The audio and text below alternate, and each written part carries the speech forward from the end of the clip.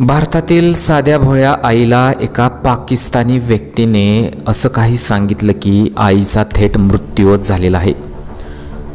असं या घटनेत काय झालेलं आहे पहा। चॅनलवरती नवीन असाल तर MM मराठी न्यूजला जरूर सबस्क्राईब करा। एका आरोपीने व्हॉट्सअप कॉल करून सांगितले की तुमची मुलगी सेक्स रॅकेटमध्ये अडकलेली आहे, तुम्हाला तिची सुटका करायची असेल तर 15 मिनिटात 1 लाख रुपये पाठवा, अन्यथा तिचे व्हिडिओ व्हायरल होतील। ज्यानंतर आरोपीने मम्मी मला वाचवा असं ओरडण्याचा आवाजही ऐकवला, ज्याचा धक्का महिला शिक्षिकेला बसला आणि त्यामुळेच त्यांचा मृत्यू झाल्याचं प्रकरण आता समोर आलेलं आहे। आरोपीने जेव्हा फोनवरून शिक्षिकेला धमकी दिली तेव्हा तिला प्रचंड धक्का बसला आणि त्यानंतर हृदयविकाराचा झटका आला। त्यांना तातडीने रुग्णालयात नेण्यात आले, जिथे तपासणी अंती डॉक्टरांनी त्यांना मृत घोषित केलं। मालती वर्मा, वय वर्ष 58 असं या मृत शिक्षिकेचं नाव आहे।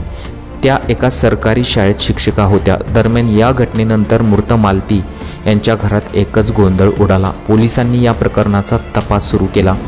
कुटुंबियांच्या म्हणण्यानुसार 30 सप्टेंबर रोजी दुपारी 12 वाजण्याच्या सुमारास त्यांना व्हॉट्सअप कॉल आला।